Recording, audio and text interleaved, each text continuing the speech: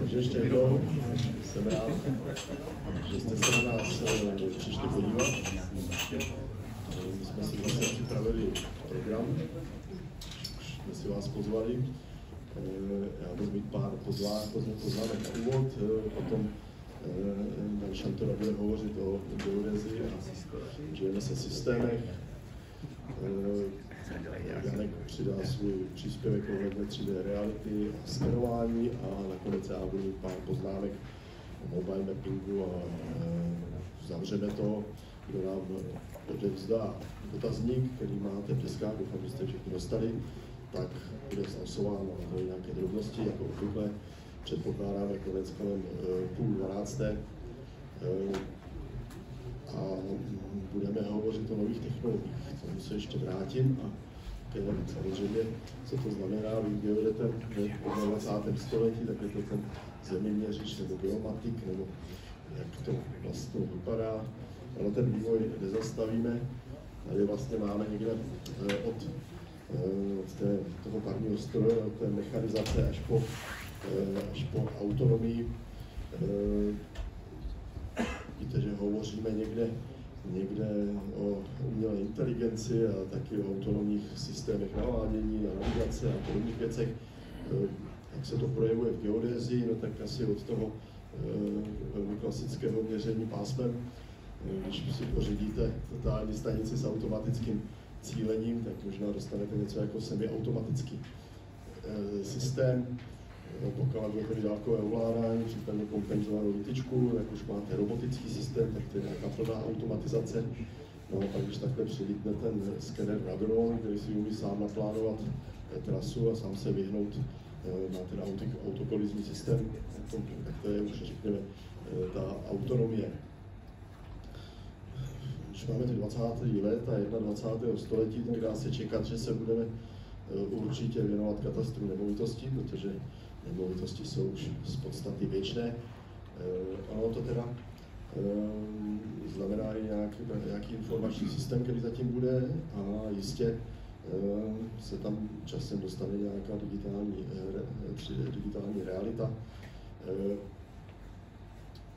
A všem taková ta druhá oblast, v které se zeměřiči pohybují, to znamená jako IG, inženýrská geodézie, tam se taky mapuje a vytyčuje, ovšem samozřejmě jsou tam velké infrastrukturní projekty. Daniela bude hovořit o aplikacích, které máme aktuálně k dispozici pro infrastrukturní stavby, ale zatím se velmi rozvíjí ten BIM, Building Information Model, a pochopitelně jako podklady pro projektování a další věci, tak ta 3D realita, to je, řekněme, aktuální vývoj.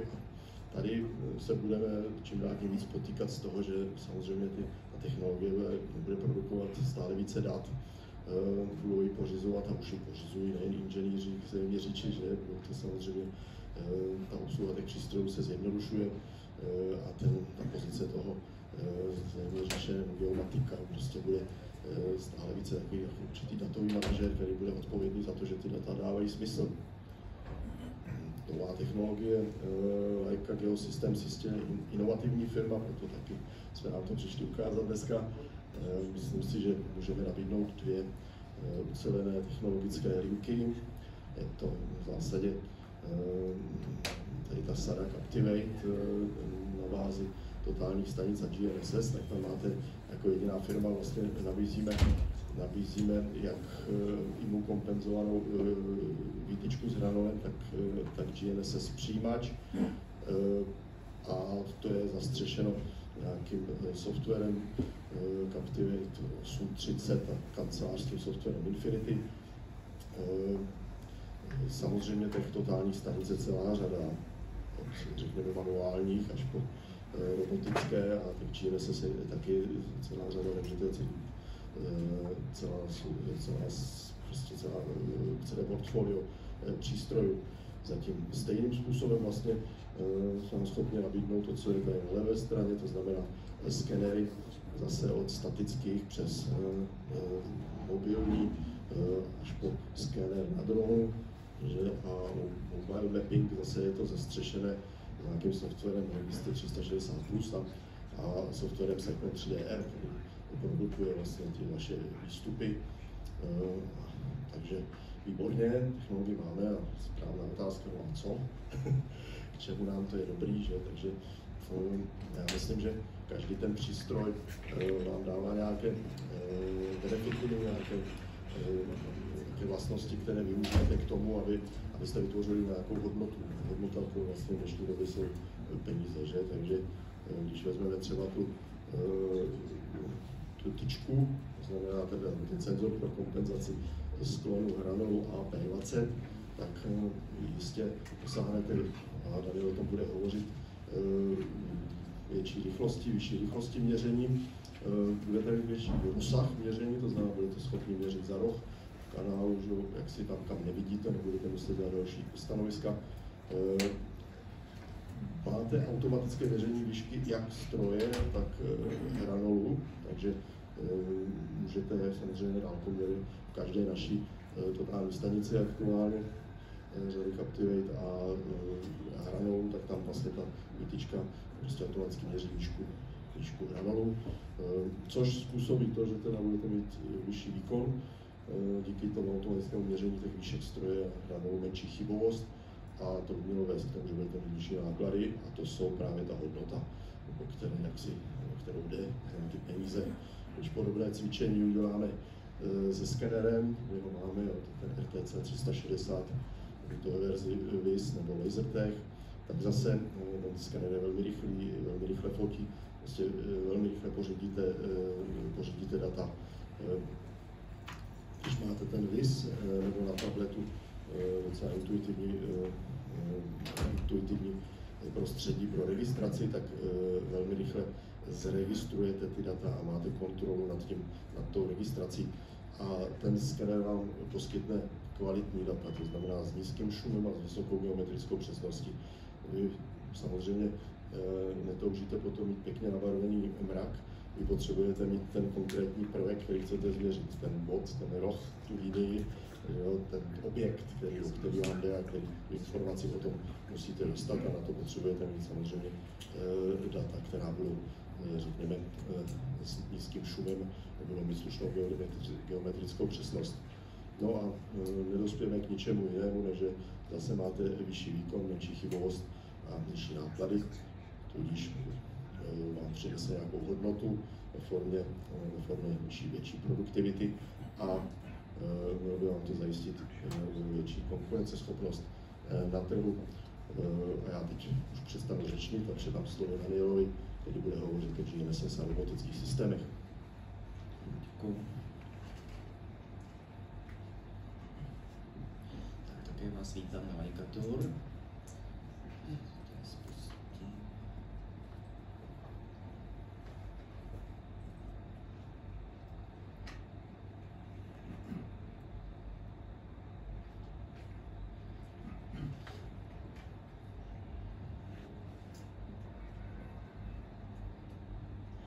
Tak, já mám pro vás připravena 3 témata kolem geodetických přístrojů. Budeme mluvit o použití inerciálních systémů v geodézii. Další velké téma jsou projekty pro liniovou infrastrukturu, čímž se míní projekty silnic, železnic a tunelů. A na závěr si povíme něco o mobilních aplikacích pro geodézii a pro sběr GIS dat. Takže inerciální jednotky. Co to je inerciální jednotka? To je v podstatě zařízení, které měří ve vysoké frekvenci náklony. Existují různé typy těch inerciálních jednotek a různé úrovně.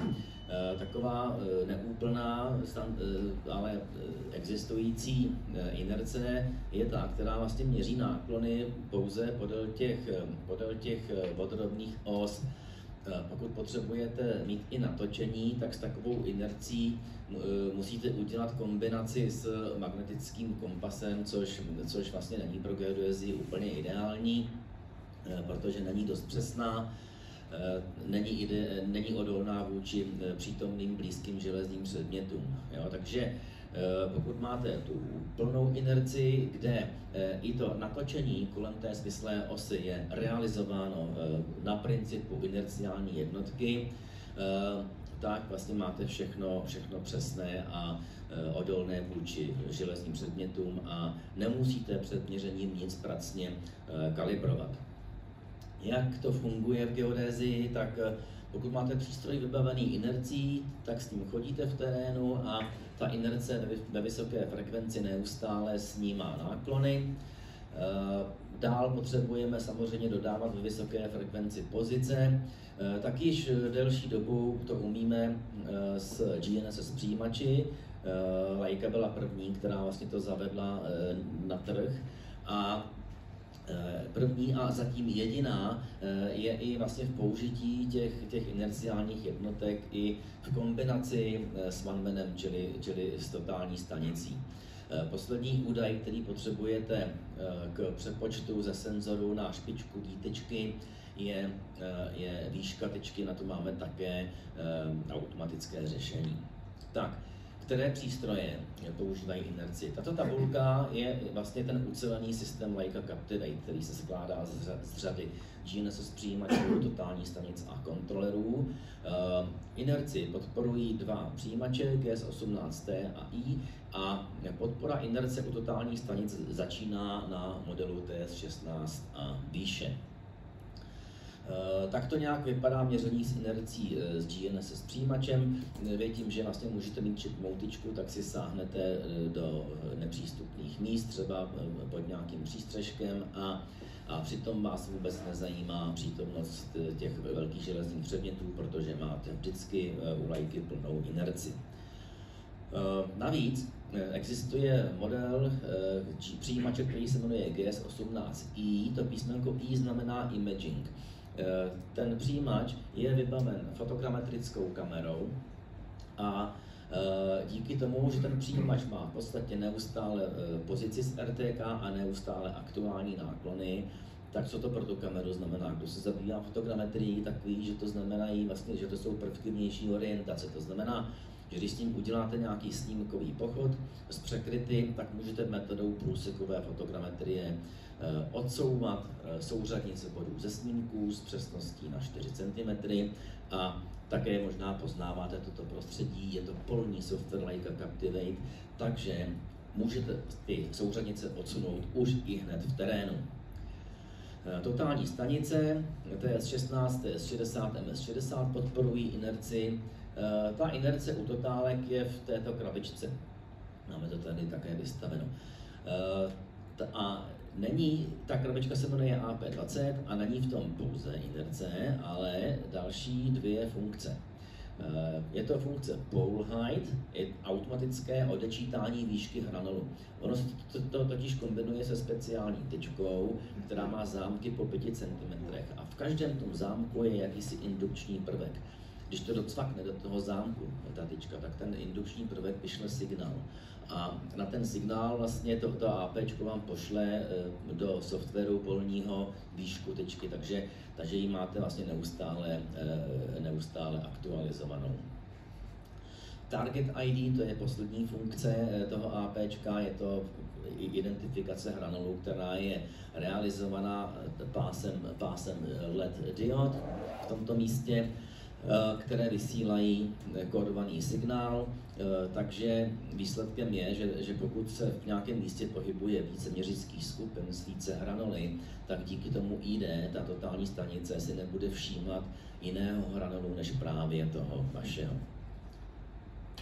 Jak to potom vypadá v praxi, to měření s tou inercí? V podstatě geodet se nemusí vůbec zastavovat, vůbec nemusí koukat na libelu, pouze v momentě, kdy tyčka se dotýká měřeného bodu, tak se mačká tlačítko uložit. Jak vidíte, tak zásadní vliv to má na rychlost. Jo? Tam vlastně žlutý puntík, červený puntík, ten červený je s inercí, jo? Takže tam vlastně dochází k poměrně drastickému navýšení rychlosti, ale nejde jen o tu rychlost. Vy si díky té šikmé tyčce třeba sáhnete za roh, kam s tou totální stanicí byste jinak neviděli, takže tím krásně vyřešíte velmi rychle nějaké ty doměrky a kolmice. Nebo lze tu tyčku úplně obrátit vzhůru nohama. Jo? Vlastně i když ta inerce je stejná jako u toho GNSS senzoru, tak tím, že u toho hranolu není žádný příjem družic, tak si můžete vlastně dovolit to obrátit úplně vzhůru nohama a takto změřit nějaký bod, třeba v nějaké výšce na fasádě. Jediné, na co si tady v tomto případě dáváte pozor, je, aby při tom otáčení, překlápění totálka měla neustálý výhled na hranolu. Jsou celkem 4 modely toho zařízení AP20. Dva nejvyšší modely mají v sobě inerci. Je to AP20 bez písmene dalšího. To je ten nejvyšší model, který vlastně má v sobě všechny 3 funkce. Pak je tam AP20T jako tilt, jako náklon. Ten má náklon i výšku tyčky, čili tyto 2 modely vlastně obsahují tu inerci.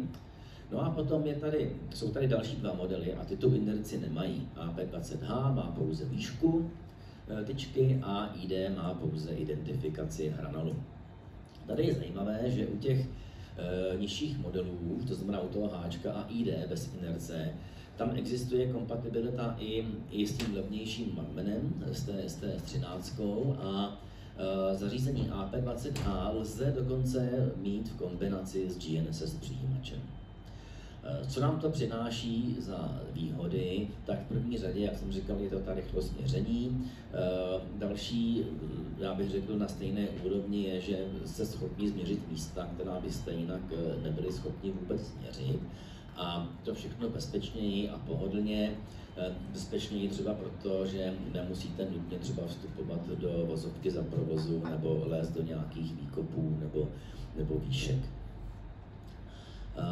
V souvislosti s hardwarem ještě bych zmínil služby 2. První je Hexagon SmartNet, jak už název napovídá, jedná se o síť. Je to referenční síť, která vlastně vám poskytuje korekce na zpřesnění. Je to Leica síť. Leica má ambice mít vlastně pokrytou Evropu a další významné země svojí sítí, protože v kombinaci vlastně se sítí Leica a s přijímačem Leica máte různé výhody.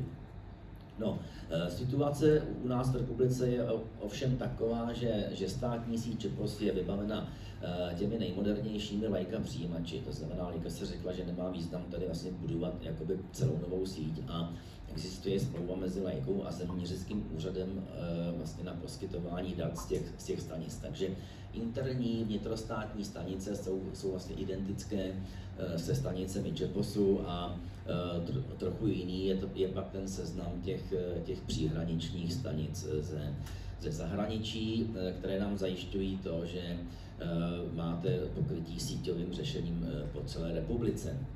No a teď si řekneme, jaké jsou ty výhody kombinace Leica síť a Leica rover.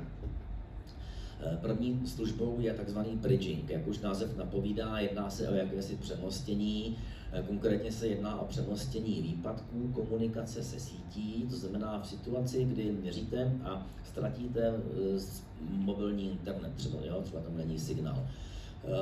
V tomto momentě, když to nastane, tak ten přijímač se přepne na příjem družicových korekcí ze systému SmartLink a udrží vás v přesnosti 5 cm po dobu cirka 10 minut.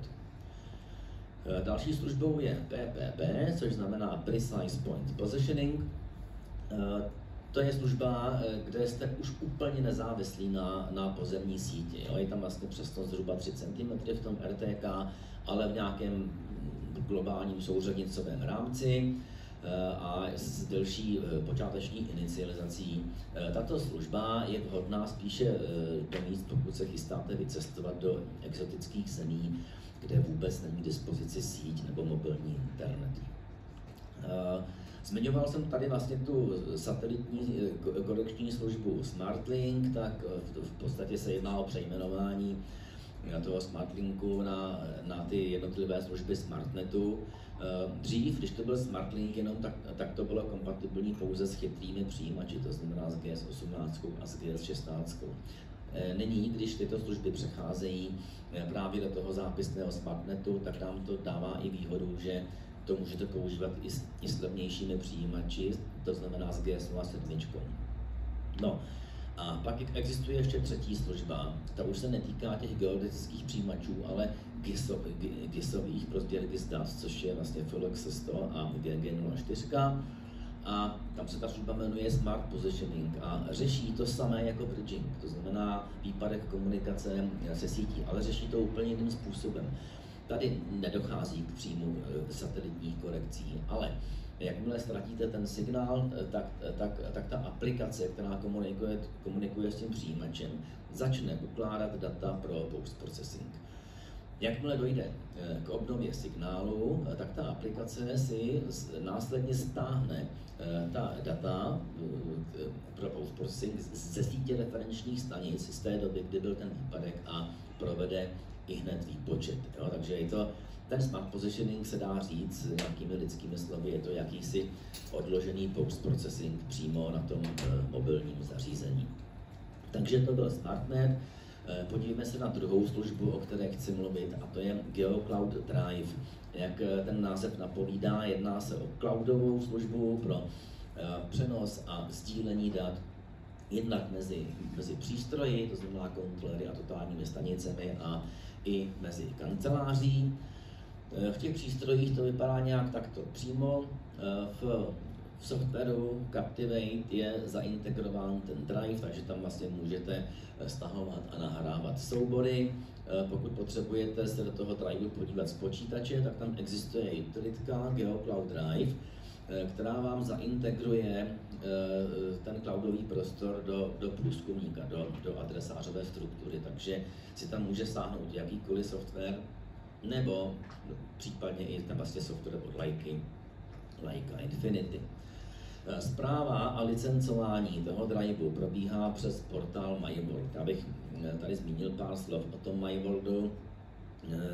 Vy, kdo používáte přístroje Leica, doporučuji se na něj podívat, kolega vám pak dá tady adresu, protože tam si můžete vlastně spravovat ty svoje přístroje a přes výrobní číslo a k nim potom mít dispozici kompletní dokumentace, stahování updateů, firmwareu, softwaru a tak dále. Ten GeoCloud Drive je teda placená služba, já vám tady řeknu ceny. Základem je první uživatel, který stojí 3375, je to zápisné na rok a máte k němu 25 GB úložného prostoru. Pokud chcete mít víc uživatelů, stojí to vlastně stejnou částku, každý další uživatel, a s tím máte opět dalších 25 GB. Pokud nechcete mít víc uživatelů, ale zajímá vás spíš objem toho úložného prostoru, tak existuje i datový balíček, který vlastně vám dodává 100 GB dalších, ten stojí 6750 na rok.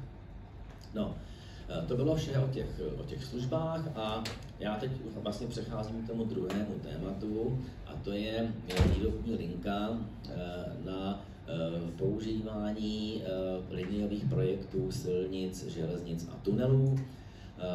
V Captivate máme vlastně s tou prvotní instalací k dispozici těchto 6 aplikací, 6 nástrojů, které jsou rozděleny jednak oborově podle silnic, železnic a tunelů a podle typu práce. Jo? Vlastně s těmi liniovými projekty můžeme buď to vytyčovat, anebo provádět kontroly skutečného provedení. Ta práce probíhá tak, že se musíte nejdřív ten projekt připravit, a na to je nejlepší kancelářský software Infinity, z něhož to potom vyexportujete do terénu, to znamená do kontrolerů a totálních stanic, kde provádíte na tom projektu třeba pomocí staničení, vytyčování, kontroly třeba příčných profilů, uděláte potom nějaký protokol, z toho to jde už přímo v aparaturách, anebo lze také ty zakázky, na kterých jste pracovali, přenést zpátky do toho kancelářského softwaru Infinity a ten protokoling provést až v kanceláři. Co je základem každého liniového projektu?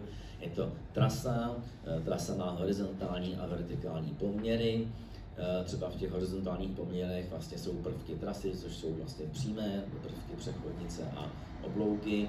A to je základem práce s těmi liniovými projekty, čili v každém případě musíte trasu dostat do přístrojů třeba pomocí toho Infinity. Laika jako nejtriviálnější způsob, jak dostat trasu do našeho softwaru, uvádí import z formátu LentXML. To je formát, který umí exportovat všechny moderní softwary, ve kterých se projektují liniové stavby. Nicméně, abych tady jako neříkal nějaké hlouposti, tak jsem to ještě konzultoval s odborníky, kteří pracují třeba na tunelích, a ti mi řekli, že existuje ještě primitivnější způsob u nás stále, a to papírová forma, kde máte hezky namalovanou trasu a tam máte vlastně tabulky, kde jsou třeba parametry těch oblouků a přechodnic a tak dále. Nevadí to vlastně, jak v Infinity, tak v Captivate existují nástroje, pomocí kterých to můžete vlastně manuálně zadat pomocí těch tabulek a tu trasu získáte také. Abychom měli projekt těch liniovek kompletní, musíme tam ještě dodat příčné profily, tam je to jednoduché, ty se prostě importují z AutoCADu, třeba z formátu DVG. Aby to mělo tu formu uceleného projektu, tak existují různé tabulky. Jo, jedna tabulka je vlastně přiřazení těch příčných profilů různým staničením. Jo, potom vlastně mezi těmi staničeními dochází k interpolaci tvaru těch příčňáků. A existuje ještě další tabulka, a to je tabulka rotací, to znamená v oblouku, jak tam vlastně dochází ke kompenzaci té odstředivé síly, tak dochází ke klopení, a vlastně součástí toho projektu by teda měla být tabulka rotací zase, kde ke konkrétnímu staničení máte konkrétní úhel natočení, a opět tam vlastně dochází k interpolaci toho natočení mezi těmi příčňáky. No, tohle se týká ten způsob spíš jednodušších projektů. Samozřejmě existují i složité, komplexní projekty, kde je třeba víc tras, jsou tam vlastně různé nepravidelné tvary. Tak i tyto projekty lze importovat, buď to z formátu LentXML opět, anebo v současné době se už vlastně čím dál tím víc prosazují BIMy, Building Information Modely, a tam je standardním formátem IFC, který také lze importovat do Infinity, nebo dokonce je přímo do Captivate. Ovšem opět nesmíme zapomenout, že musí ten projekt obsahovat trasu, pokud neobsahuje, musíme ji tam dostat, protože trasa je vlastně základem práce na liniových stavbách v rámci těch aplikací. No a pak to teda nasypeme do stroje. V Captivate jste zvyklí pracovat s jedním typem zakázky. To je zakázka typu body, linie, plochy. Pokud tam máte ty liniové projekty, tak to jsou vlastně samostatné zakázky, které jsou vlastně připojeny referenčně k těmto pracovním zakázkám. A ty zakázky těch projektů jsou vlastně čtyři typů. Je to zakázka pro digitální model terénu, no a pak pro ty silnice, železnice nebo tunely. Jelikož Laika vlastně má nejnovější vývoj právě v Infinity na těch tunelích, tak já ukážu způsob práce s těmi projekty právě na příkladu tunelů. Takže první, co vlastně budete chtít udělat, je vytyčení. To vytyčení v podstatě probíhá tak, že si zadáte staničení, případně máte nějaký interval staničení, po kterých jdete, a potom třeba v tom tunelu tam si ještě můžete zadat ten krok, po kterém ta totálka má jet sama plně a automaticky, kdy vlastně ona se pak sama natáčí na to místo v tom profilu právě v tom intervalu. Tak to můžete vytyčovat nejenom profily, ale i různé doplňkové objekty, jakož jsou třeba osvětlení nebo kabelovody, a specialitou tunelů je pak vrtné schéma, to znamená, kde se má vrtat pro umístění trhavin, pokud tam dochází k odstřelům. To vrtné schéma se tam velmi jednoduše importuje do té aplikace přes třeba CSV soubor, a pak je možné vytyčit vlastně ty vrty relativně vůči ose. No a součástí projektu vrtného schématu je nejenom poloha, kde se má vrtat, ale i hloubka a směr toho vrtání, a i na to laika myslí v těch svých aplikacích. Jo? Takže vlastně pak tam máte možnost vlastně zaměřit zadní část toho vrtného ramene, a tím vlastně definujete ten úhel vrtání, a hloubku vrtu už si pak vlastně určuje obsluha toho vrtného stroje, takzvaného jumpa. Speciální potom, nebo jiná metoda ražení tunelů, ražby tunelů, je TBM, Tunnel Boring Machine. Ta nám dává vždycky kruhový profil.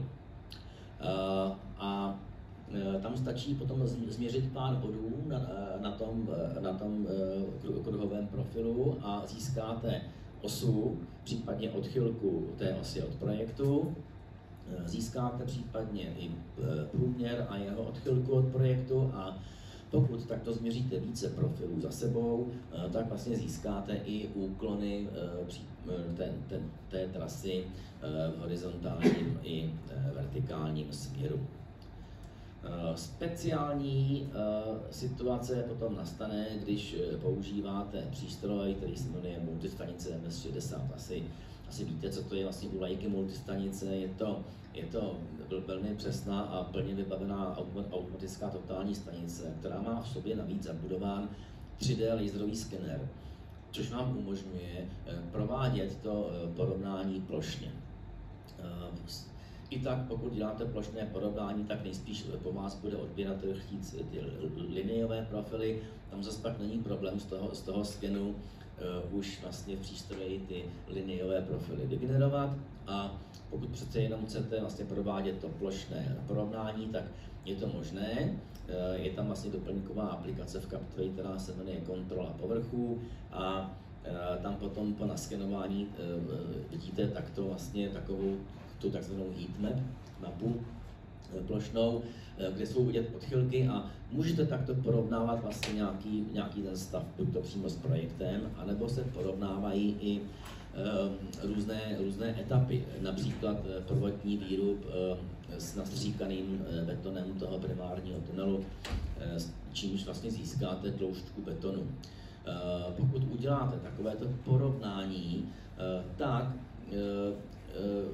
vám ta aplikace umožní kliknout na nějaké třeba problémové místo. Když na něj kliknete, tak vlastně tam se objeví kontextové menu, které vám umožní natočit tu totálku přesně do toho místa, zasvítit laserem a i hned potom identifikovat místo, kde je potřeba nějaká akce. Mluvíme-li o tunelích a železnicích, tak nesmíme zapomenout samozřejmě na firmu Amberg Technologies. Byly doby, kdy tam byla velmi těsná spolupráce s Leikou, oni samozřejmě spolupracují dál, ale pamatuji, že dříve vlastně prodej těch amberských produktů probíhal i přes Leiku. Amberg má bohaté mnohaleté zkušenosti s měřickými pracemi v tunelích a na železnicích. Já bych jako jeden příklad za všechny uvedl třeba Amberg Navigátor. Tady si všimněte toho prostředí vlastně na tom tabletu. Vlastně na první dojem vidíte, že je jednoduché. Filozofie toho navigátoru je taková, že geodet tam vlastně připraví data a předá ten systém stavbyvedoucímu, který už si tam vlastně provádí ty měřické práce sám, čímž se uvolní ruce tomu geodetovi na další jiné zakázky. Na železnici potom Amberg vyrábí takovéto vozíky, které lze osadit totálními stanicemi, GNSS přijímači nebo dokonce i laserovými skenery. Slouží pro měření, a to nejenom na štěrkovém loži, ale i na betonovém. Podpora je tam podbíjení, pokud máte ten vozík se skenerem, tak jste schopni změřit průjezdní profily. A tímto já končím s tématem liniových projektů a poslední moje téma jsou ty mobilní aplikace. V současné době má Leica svoji nejmodernější aplikaci, která se jmenuje Zeno Mobile One. Je to vlastně nástupce starší aplikace Zeno Mobile.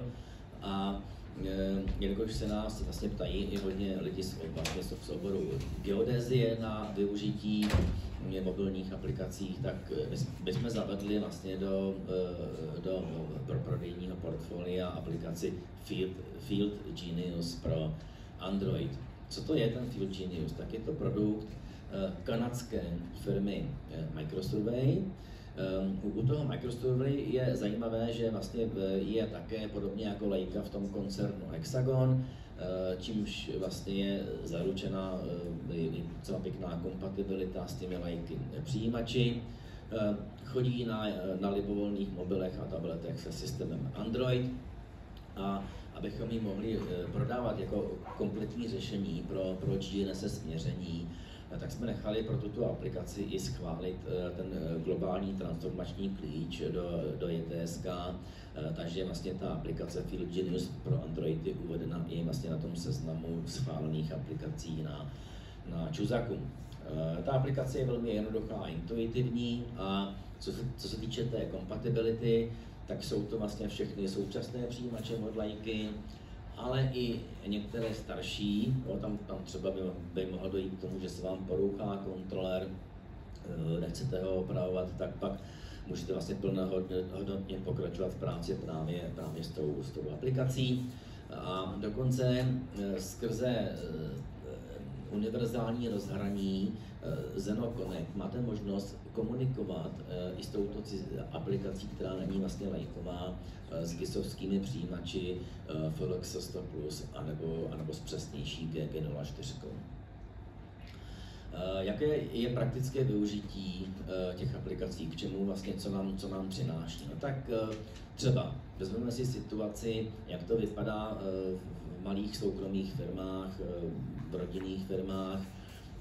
Ty, aby byly efektivní, tak se třeba vybaví totální stanicí automatickou a GNSS přijímačem a k tomu mají jeden kontroler, který umí ovládat všechno. Znamená jak to totálku, tak to GPS. Když je náhodou potřeba občas to rozdělit na ty skupiny, tak díky té aplikaci vlastně přiřadíte kontroler k totálce a s GNSS přijímačem použijete Field Genius. Tady vlastně na tom obrázku si všimněte, že je vlastně i GS18 a tady vlastně v tom pravém horním rohu té aplikace Field Genius je i indikace vlastně náklonu, takže opravdu je ta podpora plná, včetně té inerce. Další příklad využití je, že třeba díky té aplikaci a díky těm GISovským přijímačům jsme schopni sestavit úplně základní, nejlevnější rover, jo? Protože tento přijímač GISovský Felix 100 Plus, který tady taky máme, tak je schopen měřit s přesností horizontální 2 cm a 3 cm ve výškách. Ale jelikož se jedná o základní a nejlevnější rover, tak já tady mám ještě poznámku, kterou prostě se měli všimnout, že to vlastně platí pro příznivé podmínky. Jo, tyto GISovské přijímače už nejsou tak odolné v případných prostě zákrytech, hustých porostech a ve vysoké zástavbě. Přejdeme od geodézie na GISy. Pro GISy je teda tam vlastně ta aplikace Zeno Mobile One. Je to nová generace. Ten původní Zeno Mobile, ten chodil jenom na Androidech a co teda na něm bylo pěkné, že měl vlastně trvalou licenci. Zeno Mobile One už má zápisné, to znamená nějaký roční poplatek. Na druhou stranu vlastně je tam kompatibilita nejenom s Androidem, ale i s Apple, to znamená, můžete tu aplikaci používat i na iPhonech anebo iPadech a Vyznačuje se ta aplikace tím GISovským přístupem, jo? To znamená, že vám umožňuje přesně si nadefinovat složitou strukturu vrstev, tak abyste se dostali přesně do struktury GISu, kterou máte vy nebo váš odběratel. A pokud váš odběratel nebo vy používají GIS od firmy Esri, to znamená ArcGIS, tak tam v dnešní době existuje ArcGIS Online. Ten funguje tak, že vlastně ten vlastník toho GISu si vypublikuje nějakou vrstvu do internetu právě pomocí té služby ArcGIS Online a ten polní přijímač nebo ta polní aplikace je pak schopná se připojit přímo na tu online vrstvu a pracovat v ní, takže veškeré změny nebo nové prvky, které do té vrstvy uděláte, se okamžitě promítnou i do toho serveru a odpadají tam veškeré importy a exporty.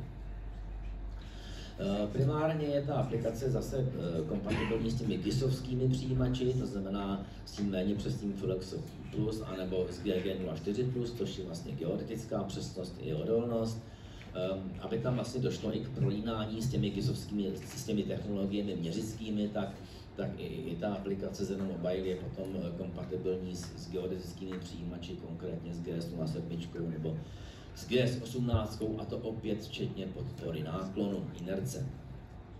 No, od Leiky jste zvyklí asi mít kompletní řešení a já jsem doposud mluvil o tom, že ty aplikace si používáte na svých zařízeních, na svých tabletech a mobilech. Jo? Ale pokud chcete komplet řešení, tak je tady možnost mít i tablety od Leiky, to znamená, je tady starší tablet ZenoTab 2, který je teda ve výprodeji, takže ho lze získat i za nějakou prostě lepší cenu. A pak je tady novinka CSX8, to je úplně nový tablet, který byl představen loni v září na Intergeu. Ten má třeba spoustu hardwarových kláves, funkčních kláves, které lze různě potom v těch aplikacích od Leiky definovat. A můžete ten tablet použít buď to takto na tyčce s držákem, nebo existuje adaptér, který vám umožní vlastně si s tím Flexo udělat takovýto ruční přístroj. Tady můžete mít i místo toho tabletu od Leiky třeba svůj mobil. A další využití toho tabletu je, že Leica má různé aplikace pro 3D laserové skenování, čili přímé napojení jako na ty skenery. A to je pro mě můstek pro předání slova kolegovi Jankovi Švejdovi, který vlastně bude teďka pokračovat s prezentací 3D laserových skenerů, takže já tímto předávám slovo.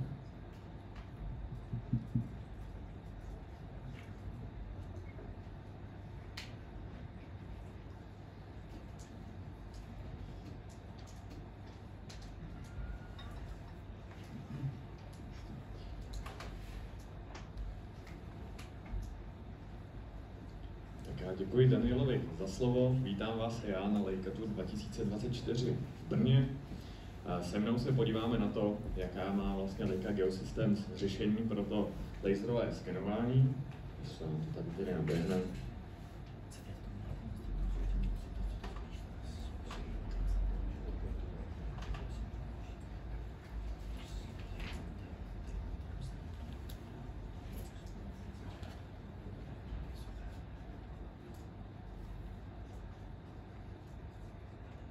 Už to vypadá, že jo?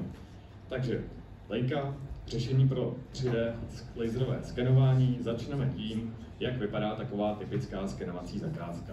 V podstatě nejprve vyzbíráte surová data z terénu, poté přijdete do kanceláře, kde ta surová data ořezáváte, čistíte, transformujete a potom z těch surových dat vlastně extrahujete tu informaci, která je pro vás důležitá. To, co chcete z toho dostat, ten finální výstup. Leica Geosystems pokrývá každou jednu z těchto částí, z těchto fází, ať už se jedná o ten sběr dat, kde si můžete všimnout, že máme velmi široké, dokonce bych řekl nejširší portfolio těch řešení, ať už chcete skenovat venku, vevnitř, mobilně, staticky ze vzduchu, všechno vám dokážeme nabídnout. Stejně tak zpracování těch surových dat, ať již chcete ty data zpracovávat v kanceláři nebo v terénu, opět máme pro to řešení a stejně tak umíme navrhnout celou tu linku i pro ten finální výstup, ať už se jedná o naše vlastní řešení, naše vlastní softwary, a nebo v kooperaci s dalšími vývojářskými firmami. Pojďme se podívat na to, jaké máme statické skenery. Začneme tím nejmenším a nejkompaktnějším. Jedná se o BLK 360 druhé generace. Je to loňská novinka. Jedná se o velmi rychlý skener, který nově je vybaven autoregistrací v terénu. Následuje naše vlajková loď, high-end produkt, vlastně v té kategorii těch statických skenerů RTC 360, se kterým zvládnete 90% všech aplikací, protože je velmi univerzální. A to, co s ním nezvládnete, zvládnete s řadou ScanStation, robustní, velice přesné skenery řady ScanStation P30, P40, P50 a vy si můžete všimnout, že mají vlastně ta P50 dosah až 1 km. Takže toto je řešení pro specifické aplikace, ten ScanStation. Můžeme přejít k těm mobilním kinematickým skenerům BLK2Go, malý kompaktní skener pro vnitřní i vnější použití. Opět tam došlo k vylepšení, můžete registrovat skenovací pochody rovnou v terénu. K němu přibyl bratříček pro vnitřní skenování BLK2Go Pulse, skener, který přináší přepracovaný systém měření délek, takže můžete i hned po doskenování exportovat plnohodnotná data. No a máme taky řešení pro skenování ze vzduchu, skenování nepřístupných prostor v podobě létajícího autonomního skeneru BLK2Fly. To vše běží na těchto dvou platformách, na kancelářském softwaru Register 360 Plus, který je dostupný pro všechny ty skenery a můžete tam kombinovat ta data bezešvě ze všech těch senzorů. Stejně tak máme polní aplikaci Field 360, která vám umožní v terénu kontrolovat vlastně veškerá ta data a je taktéž dostupná pro všechny ty senzory. Pojďme se podívat trošku blíže na ten skener RTC 360. Jak již jsem zmínil, je to naše vlajková loď. Má vlastně vynikající parametry, tak i ta technologie je tam na velmi vysoké úrovni. Co bych zde rád vypíchnul je vysoká rychlost skenování, sběr 2 milionů bodů za vteřinu, snímky v HDR, dosah 130 metrů a dvě technologie, které jsou výjimečné na tomto zařízení. To je vlastně dvojí měření jednotlivých bodů díky té technologii Double Pulse a vizuální systém pro pozicování toho skeneru v terénu. O něm bych se chtěl rozpovídat trochu více, o co se jedná. Jedná se o systém 5 kamer a IMU jednotky, které slouží k určení polohy toho skeneru při přesunu z jednoho stání na druhé. Jak to vypadá konkrétně? Jakmile uděláte první stání a začnete ho přenášet na to druhé místo, tak IMU jednotka začne měřit zrychlení a úhlové natočení a kalibrovaný systém kamer, jehož záznam můžete teď vidět na obrazovce, tak dodá informaci o té změně polohy. Zde si můžete všimnout, že ten skener si klasifikuje vlastně ty body na té kameře a do toho výpočtu používá jenom ty zelené. Takže jsme schopni velmi přesně odhadnout tu novou pozici vůči vlastně tomu prvnímu stání a díky tomu, poté co naskenujete to druhé stanovisko, tak vlastně ta vaše data nebudou každá ve vlastní souřadnicové soustavě, ale dojde k automatickému zarovnání, čili registraci v terénu. Jaké to má praktické výhody? Za prvé je to autoregistrace bez nutnosti uživatelské interakce. Ten skener to za vás vlastně všechno dělá, vy pouze kontrolujete, že to všechno udělal správně, případně to můžete adjustovat. Druhá výhoda je, že můžete dělat delší vzdálenosti mezi jednotlivými stanovisky, díky tomu, že do toho výpočtu vstupují právě ty informace z těch kamer a z té IMU jednotky. Na tomto videu můžete vidět, jak vypadá vlastně snímek nebo záznam z tabletu, kdy tady máte novou pozici toho skeneru a vidíte, že automaticky po doskenování jsou ta data zarovnána na ty předchozí data a díky tomu ušetříte spoustu času v kanceláři a vyhnete se i případně nějakým chybám. Je to velmi příjemné, intuitivní ovládání. Druhá technologie Double Pulse, je pravděpodobně asi ještě důležitější než ten VIS, stará se totiž o celkovou kvalitu těch dat. přestože dneska ty skenery už umí měřit velmi přesně, stále trochu bojujeme s tím, jak měřit přesné a spolehlivé vzdálenosti na různých typech povrchů, zejména na površích s různou odrazivostí, extrémní odrazivostí, vysokou nebo nízkou. Tahle odrazivost nám v podstatě umí udělat to, že v těch místech, kde je příliš nízká nebo příliš vysoká, tak ta data jsou velmi zašuměná, znehodnocená, nebo vlastně v tom místě úplně chybí. Aby se tomu znehodnocení Leica vyhnula, tak používá právě tu technologii Double Pulse, což je vyslání laserového paprsku na 2 pulzech. Každý má jinou energii, jeden je silný, druhý je slabý, a dohromady, každý je vhodný vlastně na jiný typ toho povrchu a dohromady tak umíme vlastně zachytit jakýkoliv typ toho povrchu bez rozdílu té odrazivosti. To má zase 2 důsledky, jednak to mračno je naprosto kompletní, nechybí tam žádná data a druhá, ten šum je omezen na naprosté minimum. Na co je který puls dobrý?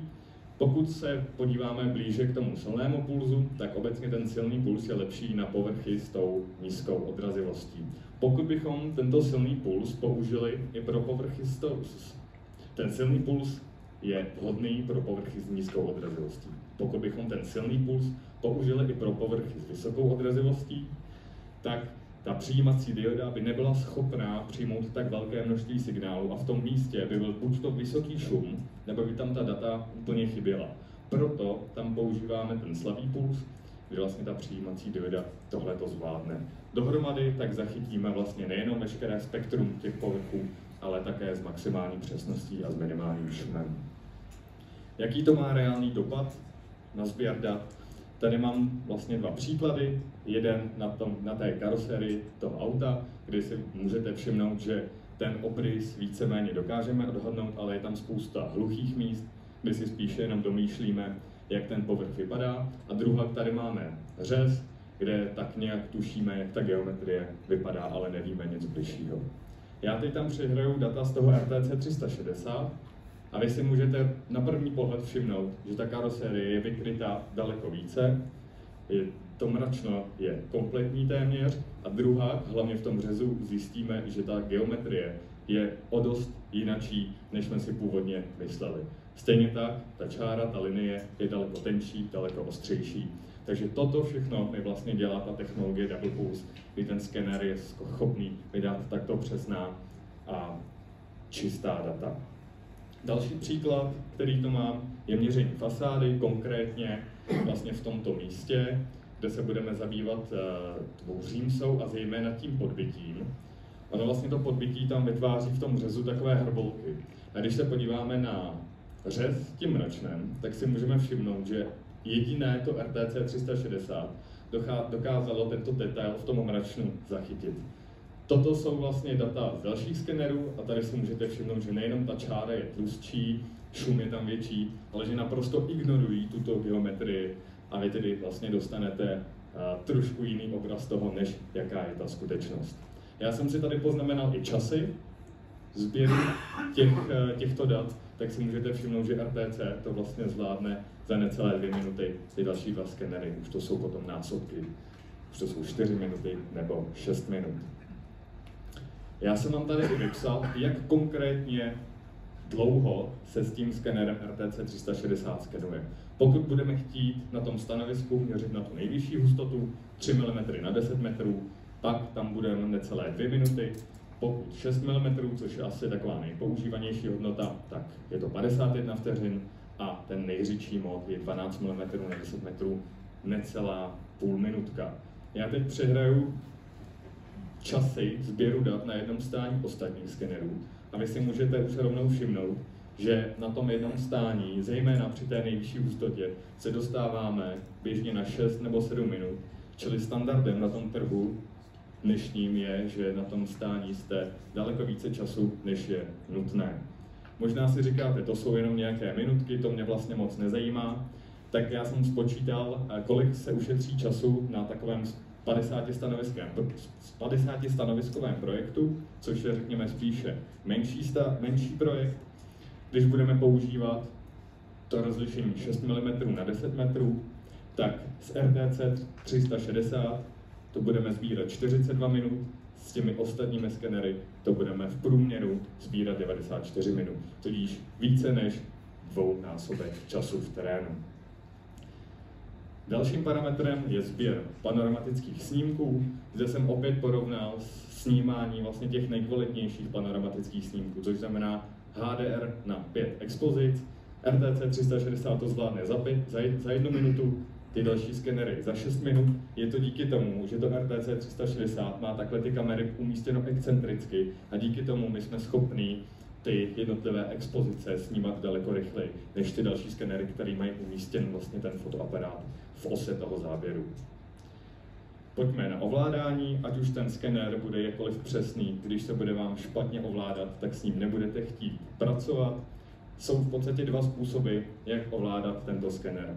Za prvé můžete jej ovládat jenom vlastně přes ten displej, který je tady umístěný, s tím, že si tam volíte rozlišení, fotografie a další věci a mačkáte vlastně to tlačítko sběru dat.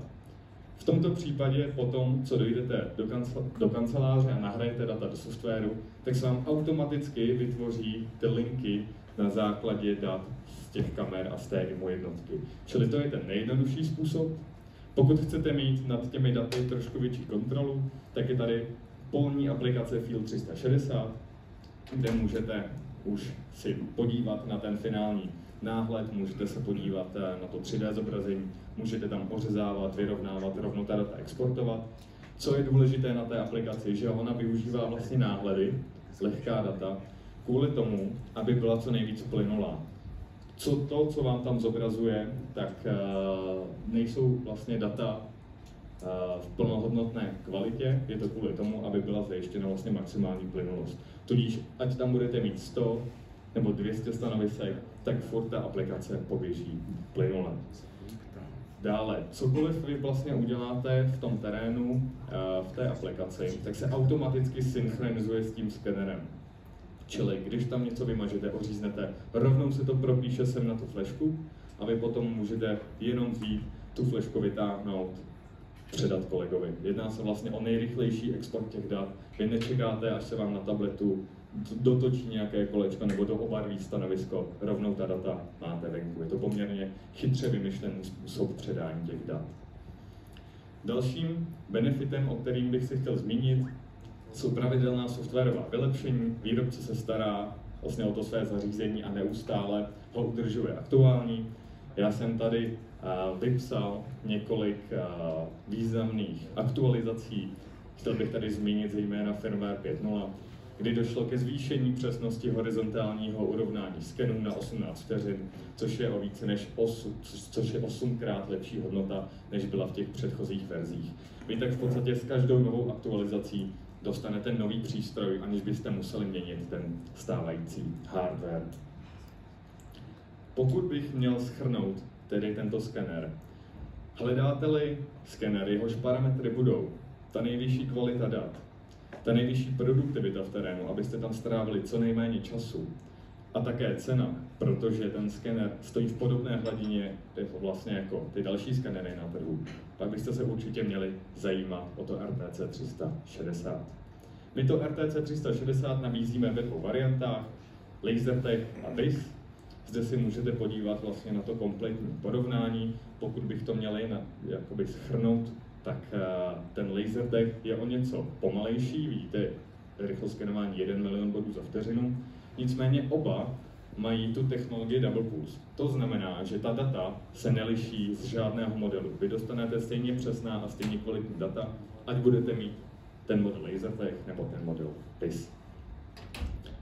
Přejdeme od toho skeneru RTC 360 ke skeneru BLK 360 druhé generace. Já ho mám tady před sebou. Jedná se v podstatě o nástupce, kdy ta G2 navazuje na ten původní model a vylepšuje některé jeho vlastnosti. Jaké to jsou konkrétně vlastnosti? Je to extrémně krátká doba sběru dat. Byla zvýšena rychlost skenování více než dvojnásobně, na 680 000 bodů za vteřinu. Dokážeme velmi rychle sbírat ty panoramatické snímky v průměru za 20 vteřin. A na jednom stání vlastně nejvyšší hodnota, která se tam dá nastavit, je minuta 37. Stejně tak, ten skener dostal ten vizuální inerciální systém pro to pozicování skeneru, který už znáte vlastně od toho RPC 360. Tak, my ho tady máme teď zaplý a my vám tady s kolegou teď ukážeme krátkou ukázku, jak vypadá práce s tímto skenerem v praxi. Takže já se jenom přepnu na tablet.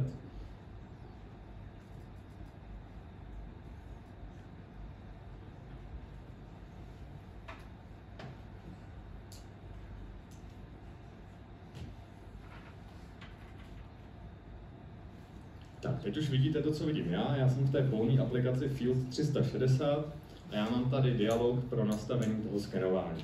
Jak jsem říkal, nejvyšší hodnota, kdy máme nejhustší mračno a panoramatické snímky v nejvyšší kvalitě, HDR, tak je minuta 37. Ten odhad časový vlastně můžete vidět tady nahoře. Nicméně, my jsme tady uvnitř, takže já nebudu používat tu nejvyšší hodnotu. A když si dám klasické snímky v LDR režimu, tak vidíte, že ta hodnota je 37 vteřin. Čili velmi krátká doba sběru dat. Jakmile potvrdím vlastně ten mod, teda to nastavení, tak ten skener už automaticky začne měřit a začne jak snímat ty panoramatické snímky, tak i skenovat. Čili dělá ty dvě věci zároveň a rovnou vám takhle hodí ty náhledy těch panoramatických snímků, takže vy už si můžete vlastně všimnout, co všechno jsme zachytili, kde případně budou nějaké zákryty a rozmyslet si už vlastně ten postup na to další stání. Tak jakmile se dotočí tady to kolečko, tak skener doskenuje, pošle nám data do toho tabletu, my se na ně budeme moct podívat. To vidíte vlastně zde, je to náhled vlastně toho půdorysu. A teď, když kolega vezme ten skener a prochází tou místností, tak si můžete všimnout, jak funguje ten vizuální inerciální systém. Vidíte, že on pozicuje sám sebe v rámci toho jednoho mračna. A v momentě, kdy kolega sundá ten skener a dá ho na ten stůl, klidně se ohlédněte, protože to je další zajímavá funkce tohohle malého skeneru, že on nemusí být na tom stativu. Pokud máte nějaký výklenek, nějaké okno, můžete ho takhle sundat, vložit ho tam, on dokáže skenovat vlastně na takových kolejničkách, které má ze spodu, tak my si nastavíme další stání, já tady dám třeba ty HDR fotografie, protože uvidíte, jaký je rozdíl mezi nimi, že ta data z těch HDR snímků budou skutečně lepší.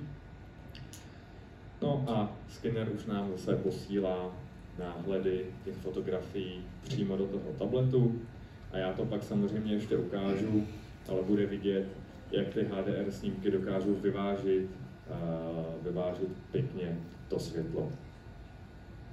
Tak. Skener nám skenuje, tady můžete vidět, že ta data jsou přenášena do toho tabletu a v momentě, kdy nám doskenuje, tak ta data se nám automaticky zarovnají podle toho předchozího stání. To uvidíte teď, ono se nám to hodí do té 2D mapky a vidíte, že aniž bych musel cokoliv dělat, tak to druhé stání je zarovnáno na to první. Já to pouze potvrdím, že chci vytvořit takovýto link a nyní v podstatě už se mi jedná o celistvé mračno, aniž bych já musel se nějak namáhat, že bych to nějak otáčel, transformoval a tak dále. Já se můžu podívat taky na kvalitu toho propojení. Tady vidíte řez vlastně tím mračnem a vidíte, když nám ty dvě linky se spojí vlastně v jednu, takže se nemusím bát o to, jestli je to správně nebo není.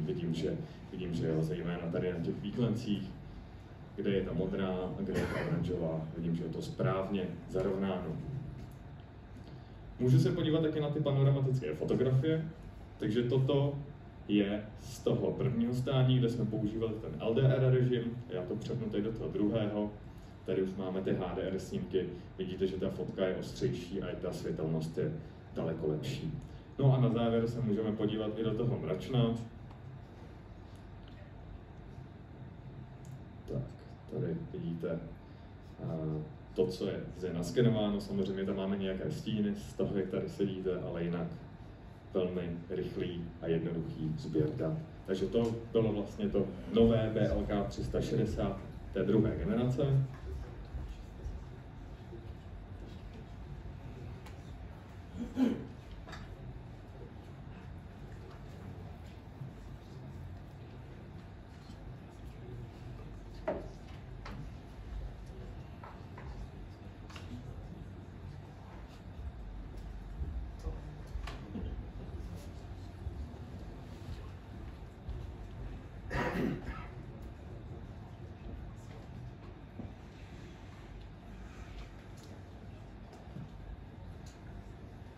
Tak a už jsme zpátky k prezentaci, ještě se pojďme podívat, jak vypadají ta data přímo z terénu. Tak to vlevo je klasická fotografie mobilním telefonem té rotundy a vpravo je obrázek toho mračna. Vidíte, že to obarvení je skutečně velmi reálné, už by stačilo vlastně tady jenom dát jako pozadí to nebe a skoro bychom nepoznali rozdíl. Takže velmi pěkná i data z tohoto skeneru dostanete a my pojďme se podívat už k těm mobilním skenerům BLK2Go, který je určený pro sběr dat jak v interiéru, tak v exteriéru, taky doznal několika vylepšení. Základem toho BLK2Go je technologie Grand Slam. Tato technologie se nám stará o přesný a spolehlivý výpočet té trajektorie. Jedná se o kombinaci ze 3 systémů. První systém je lokalizace pomocí lidaru, laserového dálkoměru, kde vy procházíte tím prostorem a ten lidar je schopný zachytit různé geometrie, které potom používá pro výpočet té své 3D polohy. Stejně tak používá ten kalibrovaný systém kamer, kdy ty kamery identifikují podobnosti mezi po sobě jdoucími snímky a vypočítávají vlastně pohyb toho skeneru v 3D prostoru. To vše je doplněno IMU jednotkou, která změří zrychlení a úhlové natočení a doplňuje vlastně takhle ten systém. Společně všechny ty 3 systémy zaručují spolehlivou lokalizaci a výpočet té trajektorie. Tak, u těch ručních skenerů je častým tématem kvalita dat. Já bych tady chtěl vám ukázat 2 projekty z praxe.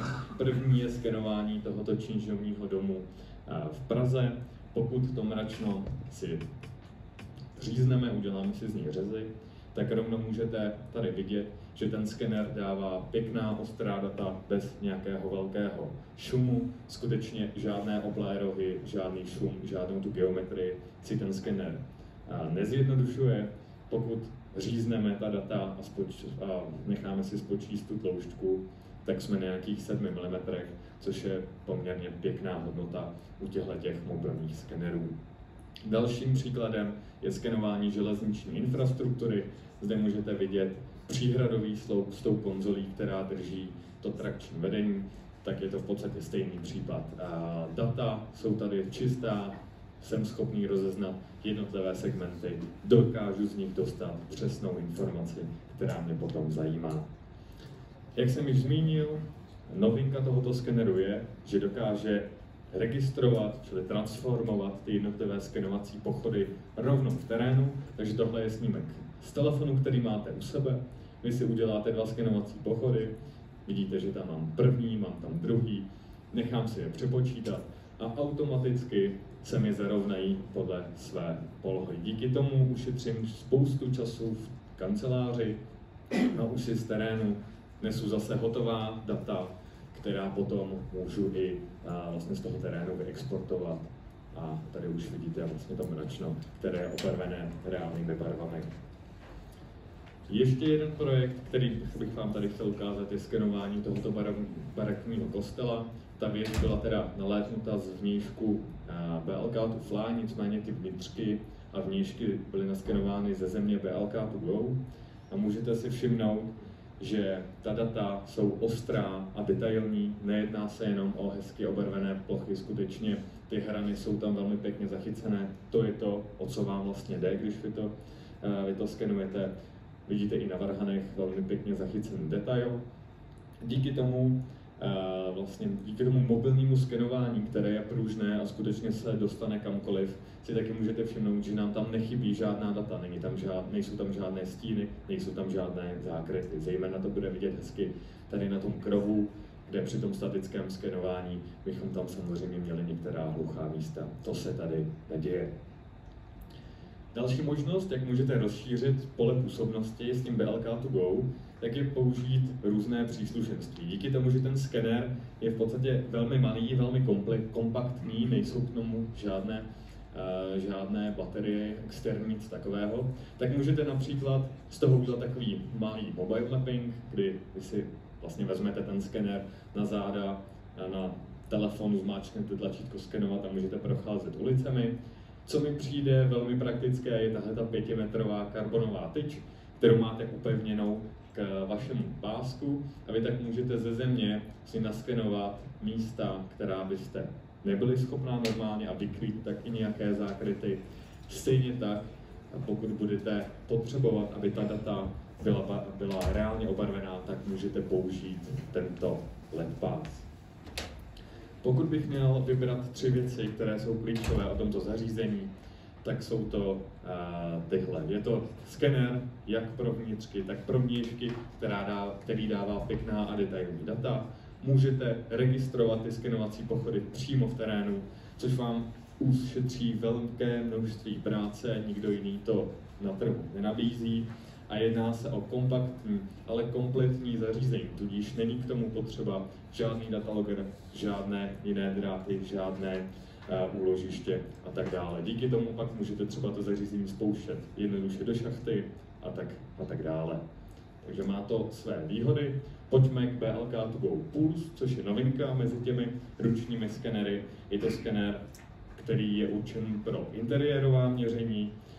Ten skener, jak už jsem zmínil, má přepracovaný systém DLEC, kdy je tam použita tato pulzní technologie a ta pulzní technologie nám umožňuje rychlejší sběr dat. Ta data jsou rovnou obarvována a můžete je vyexportovat jako hotová přímo z terénu. Ten skener na rozdíl od toho BLK2Go má skenování v takovéto výseči, které vám umožňuje větší kontrolu nad tím skenováním, umožní vám soustředit se přímo na ten jeden konkrétní detail. A ten skener, pokud s ním nebudete chodit tak, abyste dostali z toho ta nejlepší data, tak je schopný vám říct, jak se s ním pohybovat, aby byla zajištěna vlastně ta vysoká kvalita toho finálního výsledku. Jak celý systém funguje? Díky té pulzní technologii získám rychle mrač na bodu.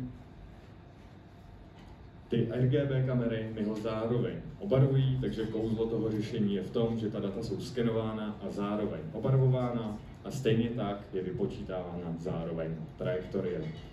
Pokud bych měl zmínit zase 3 klíčové vlastnosti o tomto skeneru, tak je to, že máte okamžitá data i hned po doskenování. Jakmile doskenujete, můžete exportovat ta data ze svého telefonu rovnou zpracovateli ke zpracování a zase jedná se o lehké, jednoduché zařízení. U těch mobilních skenerů ještě chvíli zůstaneme. Je tu totiž řešení BLK2Fly pro skenování ze vzduchu. Jaké jsou jeho hlavní přednosti? Jedna z těch vlastností je, že je velmi jednoduchý, je snadný na ovládání a to díky tomu, že má autonomní mód. Vy mu jenom zadáte, jaký objekt chcete nalétnout a on se sám vydá ho naskenovat. Ten mód je funkční jak venku, tak nově i uvnitř, což je novinka s posledním firmwarem a můžete samozřejmě ten skener ovládat také v manuálním režimu. Zároveň je bezpečný a to díky tomu, že je vybaven antikolizním systémem, který dokáže zabránit střetu a vyhnout se té překážce. On se drží automaticky 3 metry od jakékoliv překážky a díky tomu nedochází k žádným kolizím. Také je přesný, díky tomu, že on skenuje vlastně z velké blízkosti, tak jsme schopni z toho dostat velmi kvalitní data, která jsou navíc obarvená reálnými barvami.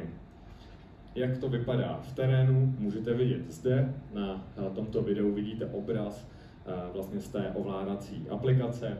My jsme si tam zadali polygon na té fasádě, který chceme naskenovat. Vidíte, že automaticky se tam vypočetla ta trajektorie, po které ten skener poletí. Pokud by tam byla nějaká překážka, tak ten antikolizní systém nám tam rovnou naznačí, kudy ji bude oblétat a v momentě, kdy já to tím zeleným tlačítkem potvrdím, tak se ten létající skener vydá na ten skenovací let. Aniž bychom ho museli nějak ovládat, vidíte, že on začne letět a začne sbírat ta data, která okamžitě promítá do toho tabletu, takže vy vidíte jednak, kde se nachází na té trajektorii a druhá, jaká data právě sbírá a jestli máte všechno naskenované. Zde bych vám chtěl ještě ukázat jeden náš projekt, kdy jsme skenovali tuto rozhlednu. V podstatě jedná se o ideální místo na to použití toho BLK2Fly, protože pokud bychom používali ty statické skenery, tak bychom tam měli spoustu hluchých míst, zejména v té horní části. Pokud bychom použili mobilní skenery, ruční, sice bychom mohli vyjít po tom schodišti, ale stejně na té střeše by nám data chyběla. Takže ideální vlastně případ. A já vám tady už promítnu, jak vypadá ten finální výsledek, to finální mračnost toho BLK2Fly. Můžete si všimnout, že ta data jsou opět kompletní, nikde tam nic nechybí, celá ta konstrukce je tam zachycená, každý ten jednotlivý segment je tam pěkně viditelný, takže skutečně z těchto dat získáte veškeré informace, které budete potřebovat. Že s tím skenerem se dají nalézávat střechy, fasády a tak dále, asi každému jasné. Já jsem tady vybral ještě 4 příklady z praxe, kde se tento skener používá. Tak za prvé je to v průmyslových areálech, kde se skenují potrubní systémy, protože ze země nejsme schopni vždy zachytit celý průběh té potrubní trasy. Druhý příklad je monitoring postupu prací na stanovišti, kde vy zadáte 2D plochu, kterou chcete nalétnout a on vám ji v mžiku nalétne. Stejně tak, jak už jsem mluvil i u té rozhledny, je to stejný případ u těch mostů. Když máte nějaké složitější konstrukce, s tímto skenerem zachytíte každý ten segment té konstrukce, na rozdíl zase od toho statického skenování. A stejný případ je to u věží a u výškových budov. To byly senzory a to zpracování dat. Teď vlastně jsme v tom skenovacím procesu tady, kdy my máme hotové vlastně to mračno a snažíme se z něj dostat ten finální výstup, tu finální informaci. Co se týká těch výstupů, tak my tady rozlišujeme 3 základní směry. Pokud ten výstup má být kedovského nebo BIMovského charakteru, 3D model, 2D plán, tak na to máme řešení v podobě Leica CloudWorks. Pokud to má být, řekněme, nějaký obecný výstup, linie, hrana, nějaká analýza mesh, tak na to máme komplexní program Cyclone 3DR. No a pokud chcete ta data jenom s někým sdílet nebo vizualizovat, tak na to máme freeware prohlížečku Leica TrueView. Mluvil jsem o tom CloudWorksu, o co se jedná. Jedná se o modul do těch CAD systémů. Vy používáte ten váš známý CAD a do toho vám přibude vlastně paleta s chytrými nástroji pro tu práci s tím bodovým mračnem. Ten CloudWorks umí velmi dobře prokládat to mračno liniemi a parametrizovanými 3D objekty, jako je například ocelové potrubí, různé ocelové překlady, zdi, okna a tak dále. Tady zpravo potom můžete vidět celou řadu vlastně těch systémů, které podporujeme tímto modulem. Jak rychle vytvořit parametrizovaný model v BIMu, potom můžete vidět zde, kde my používáme CloudWorks s Revitem a my v podstatě teď prokládáme zdi, jenom klikáme do toho mračna a vybíráme si z katalogu, která ta zeď se tam má proložit. Stejný případ je to u okna, kde vy na základě geometrie toho mračna jste schopni díky tomu CloudWorksu tam velmi rychle vložit to okno. Stejný případ je to u dveří a v podstatě takto jste poměrně rychle a jednoduše schopní dostat ten vektorový model na základě toho bodového mračna. Jak jsem zmínil, Cyclone 3DR, široký, velmi účinný nástroj pro tvorbu výstupů, vyniká zejména v čištění a segmentaci toho mračna a v tvorbě trojúhelníkových sítí. My ho nabízíme ve 3 základních modulech. Modul Surveying, který je určen pro měřické úlohy, modul AEC pro stavebnictví a nově máme modul Blend, který je určen pro průmysl a technologie a můžete mít taky ty moduly všechny, pokud vlastně si zakoupíte tu Pro edici. Často se dneska zmiňuje umělá inteligence, tak jakýsi způsob nebo jakýsi druh té umělé inteligence už se dostal i do toho zpracování těch mračen bodů, kde my jsme vytvořili modely strojového učení, které umí vlastně automaticky rozsegmentovat to mračno na jednotlivé třídy a vy si pak pouze povypínáte ty vrstvy, které vás nezajímají a pracujete jen s těmi vrstvami, které pro vás mají tu informaci.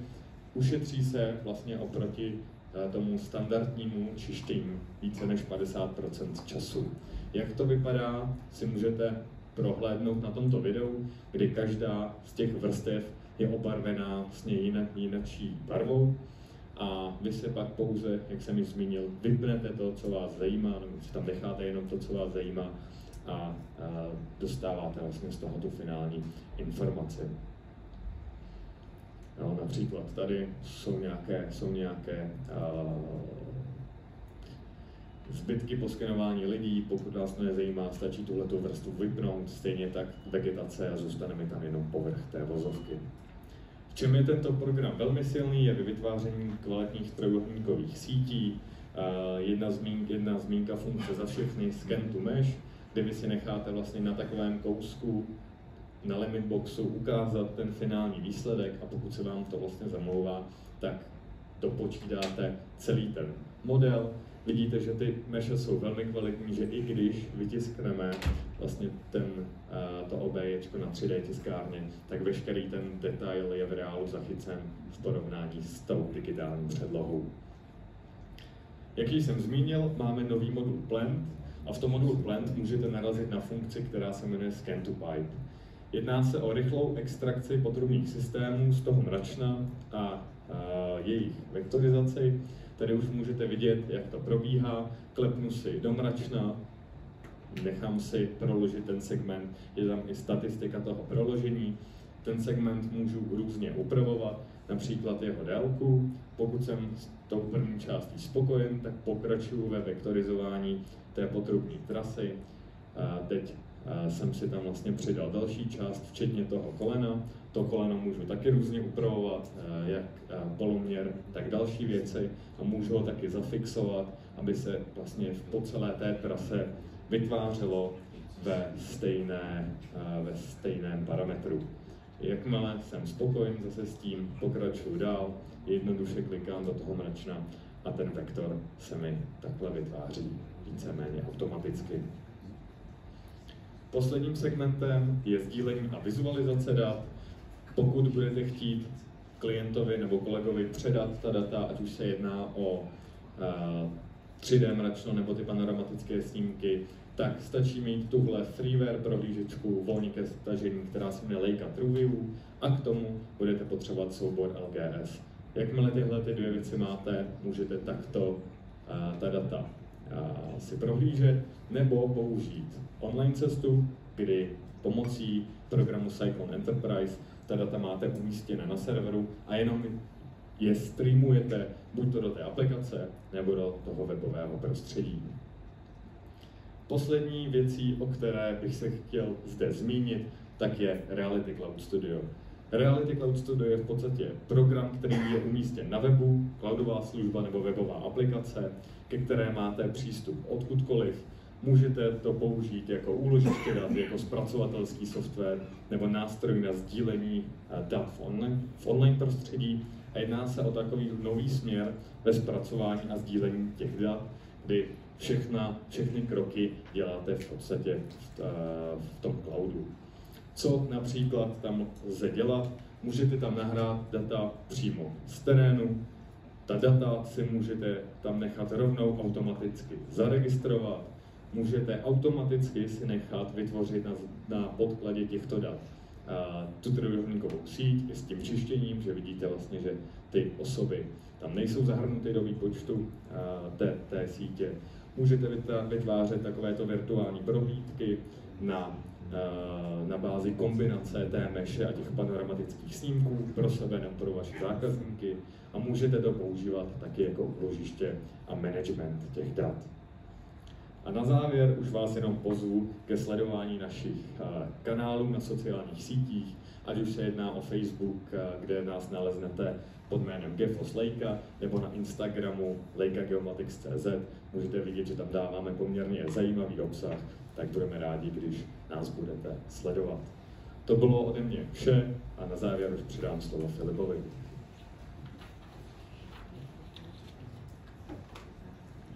Také děkuji Jankovi, na mě bude už jenom to zakončit. Když tak vyplňte ty otazníky, za chvilku to vybereme a případně zlosujeme. A my jsme se tady bavili o realitě na povrchu a jsme schopni také zjišťovat realitu pod povrchem. Takže tady je celá řada hledaček, podzemních vedení, já nevím, jednokanálový georadar, vícekanálový georadar, pokud by to někoho zajímalo, tak dejte vědět, jo, tomu rádi poskytneme podrobnější informace, jinak by to bylo na samostatný seminář.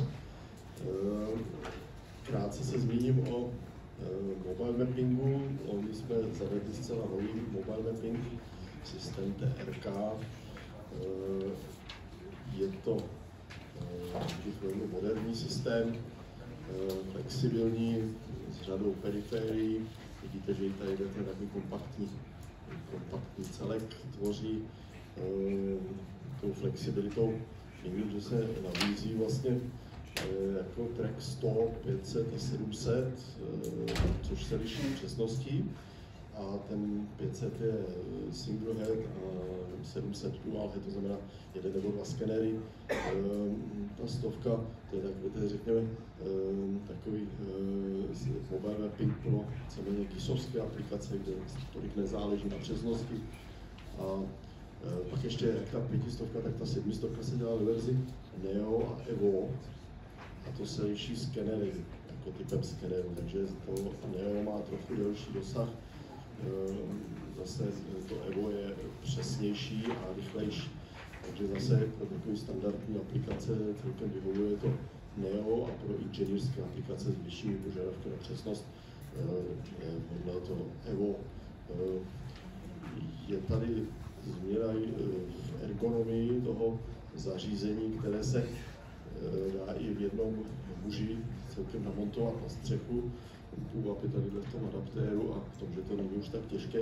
To určitě nebyl případ té minulé verze Pegasu, tam to opravdu už chtělo dva muže. A tady se to tady kolega, se mu to podaří celkem snadno nainstalovat samotnému. A další věc, že ten systém je i upgradeovatelný, že vlastně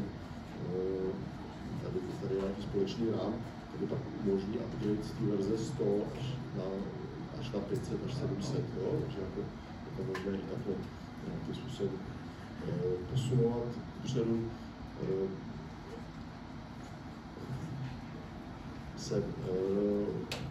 Na verze 500 a 700 má integrovaný slam, který vidíte, že samozřejmě z toho slamu v podzemní garáži už máme nějaký 12-minutový výpadek, že se signál, jak se to rozjede, vlastně to udrží pohromadě. A následuje samozřejmě zpracování, kdy ty automatická klasifikace, samozřejmě v nové době, že se nazývá na obdobou věcí, ta tam byla vždycky a rozvíjí se, protože pochopitelně při tom množství sběru dát jako mobile mapping je to podstatné, znamená to rozdělení do těch vrstev, případně redukce hrána nebo režim předmětů, které si vycení stranický je prostě velmi rozvinutá. Co je CCP, Custom Care Package, tak to je nejen softwarová údržba, je to vlastně podpora produktu a podpora zákazníka. V té podpoře produktu, ano, tak máte tu softwarovou údržbu, na dopředu zakoupené upgradey, samozřejmě to je nějaký servis, a možná nakoupit podloženou záruku. Důležitá je ta část podpory zákazníka, kdy jako my tomu nějakou uživatelskou podporu samozřejmě vám poskytujeme standardně, děláme školení a v případě, že máte zakoupené to CCP, tak na tom portálu Majo máte k dispozici třeba i ty kurzy na e-learning, to znamená, si můžete vzdělat nějakým způsobem. Podporu nejlíp nás dostanete na e-mailu, třeba geo.geofos.cz, skenování geofos.cz, podpora.geo.geofos.cz. Všechny tyhle informace jsou na našich webových stránkách www.geofos.cz. A ještě zase tady upozorním na ten portál MyWord z Lejky, MyWord.geosystem.com. Tam je dobré, pokud nás máte nějaký přístroj, si je tam zaregistrovat a pak máte vlastně k dispozici, že tu příslušnou dokumentaci, upgradey a třeba ten e-learning, případně, že máte zakoupeno to CCP. Pokud je určitě dobře to CCP mít, aspoň mít v reálné verzi, protože zvlášť s vývoji technologií, jako je 18 nebo 20p, tak to hraje roli. A pokud byste to chtěli pořešit, tak vám nabídneme 30% slevu na CCP pro Captivate a Infinity do konce března.